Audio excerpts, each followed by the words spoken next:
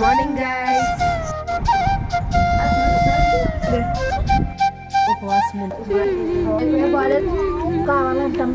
దేవతలారా రండి, మీ దీవెనలందించండి.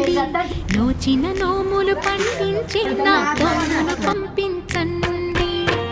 కలలో ఇలలో ఏ కన్నెకి ఇలాంటి పతి రాడనిపించే వరుణ్ణే వరముగా ఇవ్వండి.